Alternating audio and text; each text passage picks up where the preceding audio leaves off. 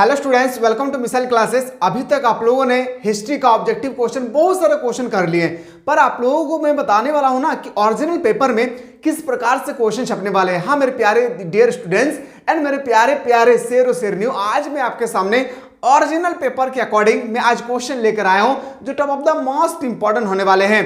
ऐसा ही क्वेश्चन आपके final exam में 2 कॉपी क्या जेरॉक्स कॉपी ऐसा ही आएगा आपके फाइनल एग्जाम में। तो याद रखिए आज का क्लास जो है बहुत ही इंपॉर्टेंट होने वाले हैं और पैसेंस बनाकर देखिए, कोशिश कीजिए पैसेंस बनाकर देखिए, क्योंकि मैं कोशिश करूंगा हर एक ऑप्शन में ना थोड़ा थोड़ा मैं एक्सप्लेन करने की कोशिश करूंगा। आपके नजर में तो लगेगा कि 30 क्वेश्चन है, पर मेरे नजर में मुझे लगेगा कि मैं कम से कम 60 से 65 क्वेश्चन बताऊंगा, क्योंकि हर एक ऑप्शन का ना मैं डील करूंगा, मैं बोलते जाऊंगा, आप लोगों को सिर्फ सुनना है। और हाँ एक बात मैं बताना भूल गया हूं, टारगेट बनाइए, खुद से टारगेट कीजिए कि सर 30 का मतलब 30 होता है। हम लोग 30 का मतलब कभी नहीं सुने कि 29 होता है।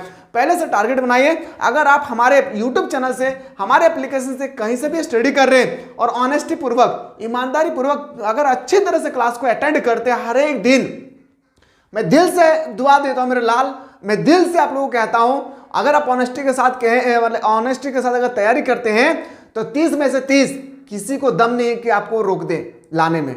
लेकिन हाँ सिर्फ वीडियो देखने से नहीं, ऑनेस्टी होना चाहिए। अब ये ऑनेस्टी क्या होती है? पढ़ाई तो सभी बच्चे करते हैं, पर ऑनेस्टी कैसे कहते हैं किसे पता है? कि जिस समय आप पढ़ाई कर रहे हैं ना, उस समय अगर किसी का, आपका करीबी व्यक्ति का भी अगर कॉल आ गया ना, उस समय आप कॉल रिसीव नहीं किए थे, इसको हम लोग बोलते हैं ऑनेस्टी। ठीक है, मैं उम्मीद करता हूं कि आप लोग इस बार चप्पर छोड़ करके नंबर लाना है। क्या एक झकास तरीके से नंबर लाइए, अपने माँ बाप का नाम रोशन कीजिए। ओरिजिनल पेपर में, एकदम ओरिजिनल पेपर के अकॉर्डिंग मैं आज आपके सामने क्वेश्चन लेकर आया हूं। याद रखिएगा 52 से एक एक क्वेश्चन होगा। आप लोग सोचते होंगे ना कि सर ये तो क्वेश्चन हम लोग क्लास 11 में पढ़े थे, यहाँ पे कैसे क्वेश्चन आ गया है? याद रखिएगा, यहाँ पे आने से पहले मैं बता दूं आप लोगों का, आप लोग अगर मिसाइल क्लासेस के चैनल को सब्सक्राइब नहीं किए तो मिसाइल क्लासेस के चैनल को सब्सक्राइब करके बेल आइकन को प्रेस करें, और जो भी सब्जेक्ट का जो भी important question, objective, subjective, blueprint, PYQ, जो भी क्लास देखना चाहते हैं, अब सब्सक्राइब करने के बाद आपको देखिएगा यहाँ पे प्लेलिस्ट मिलेगी, यहाँ पे दिख रहा है आपको प्लेलिस्ट मिलेगा, प्लेलिस्ट में क्लिक कीजिएगा, सारा सब्जेक्ट आ जाएगा। जो भी सब्जेक्ट में आपको क्वेश्चन देखना है, सारा क्वेश्चन में इंपॉर्टेंट यहाँ पे ऑलरेडी मैं डाल चुका हूँ। ठीक है, चलिए सर मुद्दे की बात करते हैं। सर हम लोग रिपब्लिक के लेखक कौन है? आप सभी को पता है, हम लोग क्लास 11 में डिस्कस कर चुके थे। वो होगी सर कौन? प्लेटो। कौन आ जाएगा? याद रखिएगा ऑप्शन नंबर मेरे शेर और शेरनियों, ऑप्शन नंबर बिल्कुल सही तो हो जाएगी A. Option number A is the correct answer. Akbar ने किस सन में दीन इलाही धर्म, सबसे पहले अगर आपसे पूछा जाएगा कि दीन इलाही धर्म चलाने वाला व्यक्ति कौन था, तो बताएंगे सर वो कौन मुगल सम्राट था? तो अकबर था। कौन? कूद के बताएंगे, क्या कूद के बताएंगे सर? वो हो जाएगी अकबर। अगर आपसे पूछा जाएगा ना दीन इलाही धर्म की स्थापना करने वाला कौन था? अकबर। लेकिन कब किया था? देखिए ना, इसका एग्जैक्ट डेट नहीं है। अगर ऑप्शन में इस तरह से ना रहे ना 1981 से 1982, तो 1982 होगी तो इसको, सॉरी 1582 होगी तो आपको सही कर देना है। ठीक है, लेकिन ऑप्शन इस तरह से होना चाहिए, क्योंकि दोनों साल में क्या है? कम्बिनेशन है। जिस तरह से प्रथम आम चुनाव कब हुई थी, आप लोगों ने रट्टा लगा के रखे सर प्रथम आम चुनाव हम लोगों ने पढ़े हैं 1952 में, लेकिन नहीं, अगर ओरिजिनल देखा जाए ना तो 51 से लेकर 52 के बीच में हुआ था। ठीक है, ठीक इसी तरह से ये भी हुआ था, लेकिन अधिकतर बुक में याद रखिएगा 1582 दिखता है। ऑप्शन नंबर बोल सकते हैं सर हम लोग का डी इसका राइट आंसर हो जाएगी। एक बात मैं फिर से मैं बताना भूल गया हूं कि आप लोगों के लिए ना टेस्ट सीरीज स्टार्ट किया गया है, जहां पे आप लोगों को बेहतरीन तरीके से आप लोगों को प्रोवाइड किया जा रहा है टेस्ट सीरीज। ये सर टेस्ट सीरीज की होती है, याद रखिएगा टेस्ट सीरीज में पूरा सिलेक्टेड क्वेश्चन होगी ऑब्जेक्टिव का, जो आपके पेपर में 30 मार्क्स का जो अभी आप लोगों का क्वेश्चन छपने वाले हैं ना 2 कॉपी, वहां पे आप लोग ऑफलाइन एग्जाम देंगे और यहाँ पे आप लोगों को ऑनलाइन एग्जाम देना है। अब यहाँ पे ऑनलाइन एग्जाम देंगे ना तो आपको रैंक, वहां पे एग्जाम देंगे तो सिर्फ आपको पता चलेगा कि हम कितना लिखे कितना नहीं। आप यहाँ पे टेस्ट लगाएंगे ना तो पूरे झारखंड के रैंक में आप कितना आ रहे हैं वो दिखेगा। यहाँ पे आप 30 क्वेश्चन में मान लेते हैं टेस्ट सीरीज नंबर 1 को आप क्लिक किए, आप उसको टेस्ट लगा रहे हैं, 30 क्वेश्चन होगी 30 मिनट का। अब वहां पे आप क्या कर रहे हैं ना, टेस्ट लगा रहे होंगे। टेस्ट लगाते समय आप जैसे ही आपका 30 क्वेश्चन कंप्लीट हो जाएगी, आपको पूरा झारखंड में ना आपका रैंक दिखेगा कि आप मान लेते, एग्जांपल मैं बता रहा हूं कि मान लेते 1000 स्टूडेंट ने एग्जाम दिया है, इस ऑनलाइन टेस्ट में 1000 स्टूडेंट ने एग्जाम दिया है, तो 1000 में आपका रैंक कितना है ये आप लोगों को पता चलेगा। इससे है ना आपके तैयारी और इंप्रूवमेंट होगा, और आप लोग इससे आप लोगों को जज कर सकते हैं खुद से कि मैं तैयार रहा हूं पानी पे या डूब गया हूं। ये टेस्ट को जरूर अटेंड कीजिए। महाराज आप कितना भी बड़ा कोचिंग में, कितना भी बड़ा शिक्षक के बाद, कितना भी बड़ा यूनिवर्सिटी में क्यों ना पढ़ रहे, इस टेस्ट को जरूर अटेंड कीजिएगा। एग्जाम में 2 कॉपी ऐसा ही क्वेश्चन आएगा इस टेस्ट सीरीज के माध्यम से। ठीक है। बाकी आप लोगों का मर्जी, आप टेस्ट को ज्वाइन भी कर सकते हैं, नहीं भी कर सकते, वो डिपेंड करता है आप लोगों की। लेकिन मेरा एक ही कहने का मकसद है, मेरे बातों को समझ आइए। आप कितना भी बड़े यूनिवर्सिटी में क्यों ना पढ़ रहे हैं, पूरे सिलेबस को क्यों ना चाट लिए, इस टेस्ट सीरीज को लगाओ।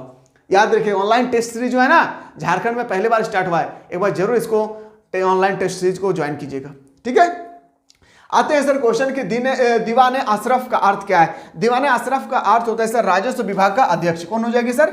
राजस्व विभाग का अध्यक्ष। ऑप्शन नंबर क्या हो जाएगी sir? Option number c is the correct answer हो जाएगी। चलिए सर अगला क्वेश्चन पे आते हैं सर। मेरे प्यारे प्यारे मेरे बड़े दीदी, मेरे बड़े भाई और मेरे बड़े सिस्टर वगैरह सब कुछ आज यहाँ पे देखिए ओरिजिनल पेपर कैसा होगा।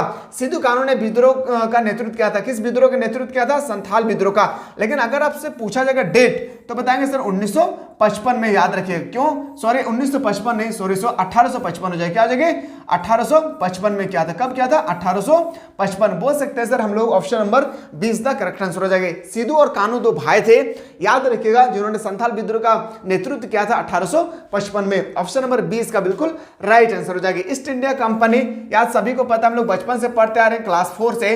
ईस्ट इंडिया कंपनी ने सबसे पहले सूरत में फैक्ट्री की स्थापना किया था। क्वेश्चन नंबर नेक्स्ट आते हैं सर। अगला क्वेश्चन हमारे पेपर में आ जाए कि चार्ल्स कॉर्नवालिस का जीवन काल था। जो चार्ल्स कॉर्नवालिस है ना, उसका जीवन काल 1738 से 1805 तक थी। मतलब बोल सकते हैं सर ऑप्शन नंबर हम लोग का बिल्कुल सही तो हो जाएगा ऑप्शन नंबर बी। आप लोगों को अगर पहले से आता होगा ना क्वेश्चन तो बहुत अच्छी बात है, नहीं आता है तो सारा क्वेश्चन को एक बार देखिए।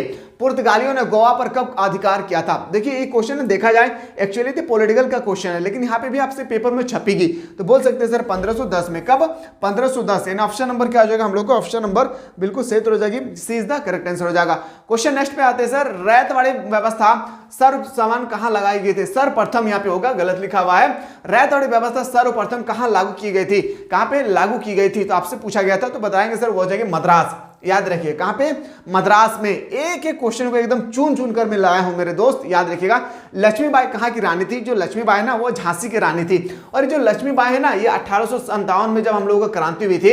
कब? पूरा डेट आपको पता होगा, 10 मई। कब हुई थी? 10 मई 1857 को जब क्रांति हुई थी ना, तो वो ना ये नेतृत्व किया था कहां से? तो बताएंगे सर झांसी से। ऑप्शन नंबर क्या हो जाएगी sir? C is the right answer हो जाएगी। अगला क्वेश्चन है सर 1857 के विद्रोह में शहीद होने वाला पहला व्यक्ति कौन था? याद रखिएगा पहला व्यक्ति था मंगल पांडे, जो सबसे कम उम्र में फांसी पे लटके गए थे। कौन? मंगल पांडे। 1857 की क्रांति के बारे में 5 मार्क्स का 3 क्वेश्चन आएगा। कितना क्वेश्चन? 3 क्वेश्चन आएगा मेरे दोस्त, याद रखिएगा। पहला क्वेश्चन आएगा क्या? सुन लीजिए। पहला क्वेश्चन आएगा कि 1857 की क्रांति का प्रमुख कारणों की विवेचना करें।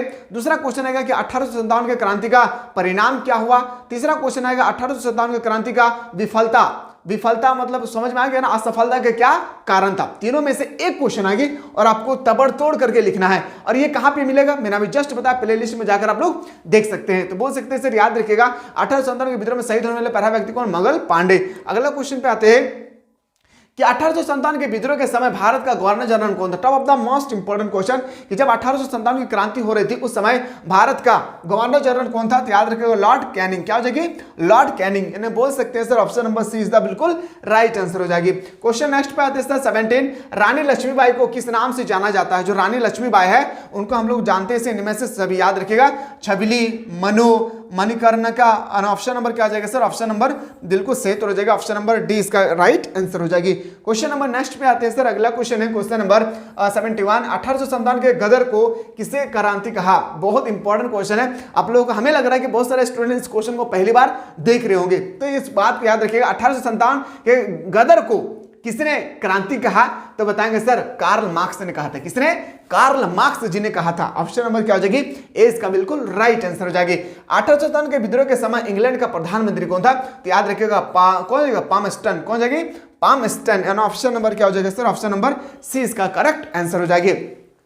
गेट ऑफ इंडिया की निर्माण कब हुई थी? जब गेट ऑफ इंडिया है ना, इसके निर्माण से रिलेटेड एक क्वेश्चन याद रखिएगा, 1911 में इसकी स्थापना हुई थी। ऑप्शन नंबर क्या आ जाएगा सर? ऑप्शन नंबर हम लोग का बिल्कुल सही तो हो जाएगी, याद रखिएगा। गेट ऑफ इंडिया कहां पे है ये भी आपको पता होना चाहिए, मुंबई में। कहां पे गेट ऑफ इंडिया? तो बताएंगे सर मुंबई में ना, बोल सकते हो option number c is the correct answer हो जाएगी। अगला क्वेश्चन है कि सर सातों द्वीपों का नगर कहा जाता है। जो सातों द्वीपों का नगर है ना, ये किसे कहा जाता है? मुंबई को कहा जाता है, याद रखिएगा। मुंबई में याद रखिएगा सातों द्वीपों का नगर कहा जाता है। किनको? मुंबई को कहा जाता है, बम्बई जैसे पहले बोला करता था। और हाँ एक बात मैं बता दूं आप लोगों का, क्यूआर क्लास जो होगी ना जो भी स्टूडेंट्स इंग्लिश कोर लिए हैं, मेरा बात को समझिएगा, अगर आप लोग स्टूडेंट्स में से कोई स्टूडेंट्स जो इंग्लिश कोर लेकर स्टडी कर रहे हैं, तो मैं इन लोगों के लिए ना 3 सेट तैयार कर चुका हूं और बस आप लोगों को बताने की देरी है। क्विक रिवीजन, जिसे हम लोग QR कोड बोलते हैं ना, क्विक रिवीजन के लिए ना 3 सेट तैयार किया हूं। एक सेट में ना पूरा का पूरा फ्लेमिंगो बताऊंगा, एक में पूरा पोएट्री सेक्शन में बताऊंगा, और ये मैं बात कर रहा हूं आप लोगों को बुक का, बाकी लिटरेचर तो बताएंगे। फ्लेमिंगो, पोएट्री और एक होगा सर विस्टास, याद रखिएगा। तो आप लोग है ना क्विक रिवीजन के लिए बिल्कुल आप लोग तैयार रहिए। तबड़तोड़ क्लास होगी, क्या तबड़तोड़ क्लास होगी, जबरदस्त क्लास होगी। जितना ज्यादा हो सके अपने दोस्तों को शेयर करना ना भूलिएगा, ठीक है। और मैं चाह रहा हूं ना आप लोग, मैं बताया था डेट 3 फरवरी को, मैं चाह रहा हूं ना कि उससे पहले अपलोड कर दूंगा, ठीक है, क्योंकि समय भी बहुत कम है। अब हमें तो और सब्जेक्ट देखना होगा ना, क्योंकि इंग्लिश के बाद हम लोग का फॉरेन एग्जाम है सर, इंग्लिश हिंदी इलेक्टिव का, ये भी हम लोग को लेके चलना है। इतना आसान नहीं है। हिंदी को बच्चे आसान समझ लेते हैं, सोचते हैं तो आसान है, ये तो हिंदी हम तो पढ़ लेते हैं। नहीं मेरे दोस्त, इतना आसान नहीं है जितना आसान बच्चे समझ लेते हैं। शेर पंजाब, अब आप याद रखिएगा, बहुत सारे व्यक्ति का नाम जो है उपनाम और उनका नाम याद रखिएगा। जैसे नंगा फकीर किसको कहा जाता है, तो बताएंगे सर महात्मा गांधी को। सीमांत गांधी किसे कहा जाता है, खान अब्दुल गफ्फर खां को। रावलपिंडी एक्सप्रेस किसको कहा जाता है, शोएब अख्तर को। टर्निंग पॉइंट किसे कहा जाता है, अगर आप लोग क्रिकेट देखे होंगे तो आप लोग पता होगा, हरभजन सिंह। ठीक, इसी से पूछा गया था शेर पंजाब किसके नाम से जाना जाता है, शेर पंजाब लाला लजपत राय। क्या हो जाएगी, लाला लजपत राय, यानी ऑप्शन नंबर क्या हो जाएगा sir, D is the right answer हो जाएगी। क्वेश्चन नंबर, नेक्स्ट क्वेश्चन आते हैं सर कि दांडी किस राज्य में स्थित है। आप सभी को पता है कि महात्मा गांधी ने दांडी यात्रा शुरू किए थे नमक कानून तोड़ने के लिए। ये कहां से हुआ था, तो बताएंगे सर गुजरात से। कहां पे, गुजरात से, जहां पे ना 79 साथियों के साथ उन्होंने पैदल चलकर नमक कानून को तोड़ा था। दिल्ली चलो का नारा किसने दिया था, नारा से भी, जैसे नारा की बात करूं, सारे जहां से अच्छा हिंदुस्तान हमारा, मोहम्मद इकबाल ने लिखा था। जय जवान जय किसान का नारा लाल बहादुर शास्त्री ने लिखा था।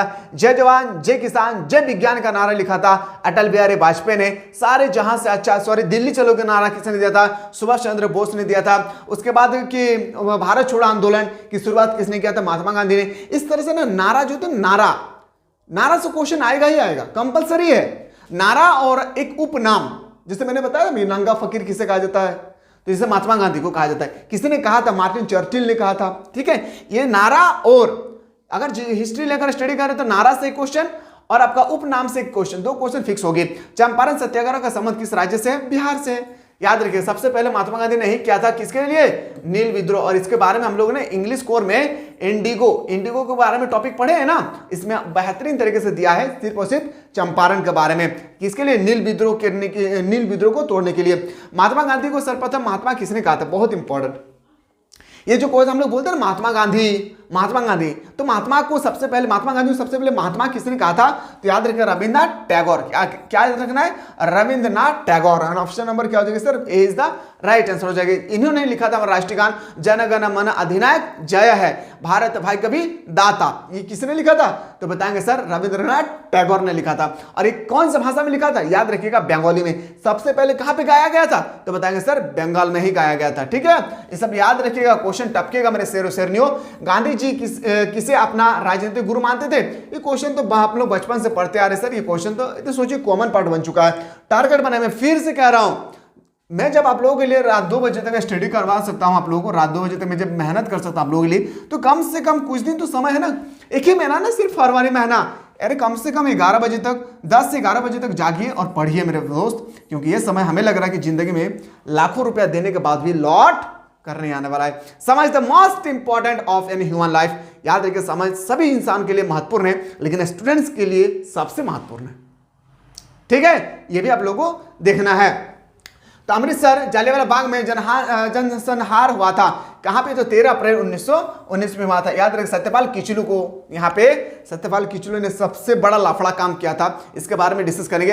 अंटू दिस लास्ट नामक रचना किसकी है, तो अंटू दी लास्ट नामक रचना जो है ना, वो है किसका, रस्किन का है। किसका, रस्किन का। अंटू दिस लास्ट नामक जो पुस्तक है ना, वो किसने लिखा था, रस्किन जी ने लिखा था। बोल सकते हैं सर ऑप्शन नंबर आपका बिल्कुल सही तो हो जाएगी, इज द करेक्ट आंसर हो जाएगा। करो या मरो की नारा महात्मा गांधी ने दिया था, जब भारत छोड़ो आंदोलन शुरू हुआ था ना, उसी महात्मा गांधी ने हुआ, जो होगा देखा जाएगा। हम लोग खोटा में बोलते हैं ना, जो होगा देखा जाएगा। महात्मा गांधी ने कहा था करो या मरो, याद रखिएगा, ठीक है। Option number A is the correct answer हो जाएगी। क्वेश्चन नंबर नेक्स्ट पे आते हैं, द्वितीय विश्व युद्ध। अगर प्रथम विश्व युद्ध अगर आपसे पूछा जाएगा 1914 से 1918 के बीच हुआ था, द्वितीय विश्व युद्ध पूछा जाएगा तो 1939 से 1945 तक हुई थी, ठीक है। तो आपसे पूछा गया है क्या, द्वितीय विश्व युद्ध, तो यहाँ पे गलत, याद रखिएगा 1939 में शुरू हुई थी। कब हुई थी, 1939, बोल सकते हैं सर 1939 में शुरू हुई थी और 1945 में खत्म हुआ था, और उसी समय ना शीत युद्ध की शुरुआत हुई थी 1945 में, और कब तक चली थी सर, 1991 तक, और शीत युद्ध का अंत होने के बाद ही सोवियत संघ का भी विघटन हो गया था। सविनय अवज्ञा आंदोलन का आरंभ किसने किया था, तो सविनय अवज्ञा आंदोलन का आरंभ किया था, याद रखिएगा किसने, महात्मा गांधी जी ने किया था। ऑप्शन नंबर ए इसका राइट आंसर हो जाएगा। भारतवर्ष का अंतिम वायसराय कौन था, भारतवर्ष का अंतिम वायसराय जो था ना वह है श्री राजगोपालाचार्य। कौन था, श्री राजगोपालाचार्य ने, बोल सकते हैं सर ऑप्शन नंबर बी इसका राइट आंसर हो जाएगी। क्वेश्चन नेक्स्ट पे आते हैं सर, बंगाल के विभाजन की घोषणा कब हुई थी, कब हुई थी, जो बंगाल के विभाजन की घोषणा हुई थी ना 1905 में हुआ था। ये क्वेश्चन बार बार पूछे जाने वाले प्रश्न है, हर साल ये क्वेश्चन रिपीट करता है, तो इसको आप लोग ध्यान पूर्वक देखिए। 1905 बस याद रखना, जोड़ने में कितना आना चाहिए, 1 + 9 + 10 + 5 15, कितना, बंगाल को याद रखिएगा घोषणा विभाजन तोड़ने के लिए 15 नंबर चाहिए, क्या 15 नंबर, और बोल सकते हैं सर 15 मतलब जोड़ लीजिएगा, ठीक है। चलिए सर अगला क्वेश्चन पे आते हैं कि भारतीय राष्ट्रीय कांग्रेस के प्रथम महिला अध्यक्ष कौन थी। देखिए वो कौन थे सर, एनी बेसेंट, लेकिन ये जो था ना ये अंग्रेजी थी, क्या है, अंग्रेज। लेकिन अगर आपसे पूछा जाएगा ना कि भारतीय राष्ट्रीय कांग्रेस का स्थापना कब हुई थी, तो बताएंगे सर 24 दिसंबर 1885 को। अगर आपसे पूछा जाएगा ना पूरा डेट, तो आपको कूद के बताना है, क्या 24 दिसंबर 1885, ठीक है। तो भारतीय राष्ट्रीय कांग्रेस का स्थापना सबसे महिला कौन थी सर, याद रखिएगा एनी बेसेंट, ठीक है। चलिए सर क्वेश्चन नंबर नेक्स्ट पे हम लोग आते हैं। अगला क्वेश्चन है, संविधान सभा के सामने उद्देश्य प्रस्ताव कब पेश किया गया था, उद्देश्य प्रस्ताव, याद रखिएगा उद्देश्य प्रस्ताव पेश किया गया था 13 दिसंबर 1946 को। कब, 13 दिसंबर 1946। क्या आप लोगों को समझ में आ रहा है, मैं फिर से बोल रहा हूं कि आप लोगों को समझ में आ रहा है। अगर और बेहतरीन तरीके से आप चाहते, अब देखिए अगर हम यहाँ पे बैठकर तैयारी कर रहे हैं ना, तो ये तैयारी से मुझे पता चल रहा है मैं कितना याद किया हूं, कितना लिख पा रहा हूं, कितना ऑब्जेक्टिव में मेरा 30 क्वेश्चन का ऑब्जेक्टिव है, मैं कितना सेट लगा रहा हूं, तो मेरा कितना मार्क्स आ रहा है, ये आप सिर्फ अपने आप जज कर सकते हैं। लेकिन हमें लग रहा है ना कि अगर इस टेस्ट सीरीज को अटेंड करते हैं मेरे दोस्त, मेरे शेर और शेरनियों, सारा काम छोड़कर इस टेस्ट सीरीज को जरूर अटेंड कीजिएगा एग्जाम से पहले। ओनली फॉर ना 99 रुपीज फी है, और एक सब्जेक्ट में मान के चलिए कि अगर मैं इंग्लिश स्कोर की बात करूं, इंग्लिश स्कोर में 8 टेस्ट सीरीज दिया गया है। अगर मैं बात कर चलो हिस्ट्री में, तो हिस्ट्री में लगभग 7-8 टेस्ट सीरीज होगी, जहां पे एकदम 2 कॉपी फाइनल एग्जाम के अकॉर्डिंग आपका क्वेश्चन सेट किया गया यहां पे, ठीक है। टेस्ट सीरीज यहां पे देंगे ना, तो पूरे झारखंड में आपका कितना रैंक आ रहा है ना वो दिखेगा, 30 में से कितना क्वेश्चन आपने सही किया है वो दिखेगा, कितना क्वेश्चन गलत किया है वो भी दिखेगा, कौन सा क्वेश्चन आपको समझ में नहीं आया है, क्या समझ में नहीं आया है वो भी दिखेगा, और साथ ही साथ इन सब को देने के बाद कौन सा क्वेश्चन पे आप गलत क्लिक किए थे वो रेड कलर का आ जाएगा, जो आप सही किए हैं वो ग्रीन कलर का आ जाएगा, जो आप टच ही नहीं किए हैं, जो आपको पता ही नहीं था वो बिल्कुल व्हाइट हो जाएगा। इतना बेहतरीन तरीके से होगा ना। अगर आप टेस्ट सीरीज देखना चाहते हैं ना, तो मेरे दोस्त इससे पहले मैंने एक वीडियो अपलोड किया था, जो ऑलरेडी मैं डिस्क्रिप्शन में दे चुका हूं, डिस्क्रिप्शन पे आपको मिल जाएगी, अभी डाउनलोड कीजिए मिसल क्लासेस के ऐप को और टेस्ट सीरीज को ज्वाइन करने की कोशिश कीजिए। देखिए एक टेस्ट सीरीज का मैं प्राइस बताऊं तो वो 4 रुपया है, थूक देते हैं हम लोग एक दिन में 4 रुपये खा के। एक टेस्ट सीरीज का 4 रुपये में मिनिमम मान चल रहा हूं कि हर एक सब्जेक्ट पे अगर 5-5 टेस्ट सीरीज होगी तो 25 टेस्ट 25 4 100 99 रुपीज में आपको दे रहे हैं, बताइए। वो भी ये प्रिंसिपल द्वारा बनाया गया वो क्वेश्चन है, संभावित प्रिंसिपल जो यूनिवर्सिटी के टीचर्स द्वारा जो होती है उनके द्वारा बनाया हुआ ऑनलाइन टेस्ट है जो सेट किया गया है।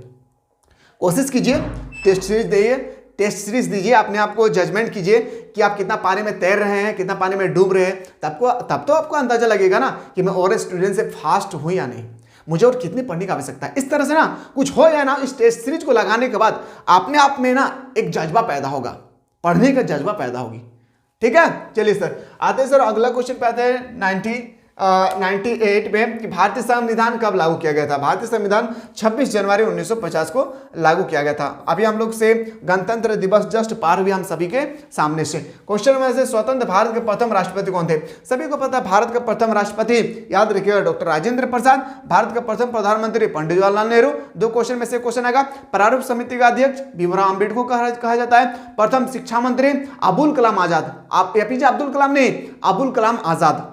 समझ में आ रहा है ना, ऐसा ही क्वेश्चन आएगा मेरे दोस्त, याद रखिएगा, टेंशन नहीं लेना है। पाकिस्तान का पहला प्रधानमंत्री कौन था? याद रखिएगा, लियाकत अली। कौन था? लियाकत अली पाकिस्तान का पहला प्रधानमंत्री था। जिस तरह से याद रखिएगा भारत का प्रधानमंत्री कौन था? पंडित जवाहरलाल नेहरू। ठीक इसी तरह से ना याद रखिएगा पाकिस्तान का पहला प्रधानमंत्री था कौन? लियाकत अली। अगर आपसे पूछा जाएगा ना कि अस्थाई अध्यक्ष किसे चुना गया था, अस्थाई अध्यक्ष अगर आपसे पूछा जाएगा तो याद रखिएगा डॉक्टर राजेंद्र प्रसाद। किसको? डॉक्टर राजेंद्र प्रसाद को। इसको याद रखिएगा। अस्थाई अध्यक्ष अगर आपसे पूछा जाएगा तो बताएंगे सर क्या हो जाएगी? डॉक्टर सच्चिदानंद सिन्हा। ठीक है, लेकिन कब चुना गया था डॉक्टर सच्चिदानंद सिन्हा को, यह भी आपको याद रखना होगा। तो 9 दिसंबर 1946 को अस्थायी अध्यक्ष डॉक्टर राजेंद्र प्रसाद को अब चुना गया था, तो बताएंगे सर 11 दिसंबर 1946 को। समझ में आ गया होगा। उम्मीद है कि इस तरह से क्वेश्चन आएगी। कितना ऐसे स्टूडेंट है जिसका अंदर से ये फील हो रहा है कि सर अगर इस तरह से क्वेश्चन आए तो 30 में से 30, एक भी क्वेश्चन इससे बाहर नहीं पूछेंगे तो मैं 30 में से 30 बना दूंगा। जो टेस्ट सीरीज लगाई फिर आपको पता चलेगा। जितना ज़्यादा हो सके वीडियो को शेयर करें, अपने दोस्तों को बताएं इस टेस्ट सीरीज के माध्यम से। वो ट्यूशन कर रहे हैं, कोचिंग कर रहे हैं, कुछ भी कर रहे हैं, जरूर उनको बताएं। टेस्ट एक बार दीजिए, तब आपको पता चलेगा कि आप कितना पानी में हैं। ठीक है, मिलते हैं इसी तरह से नया वीडियो में।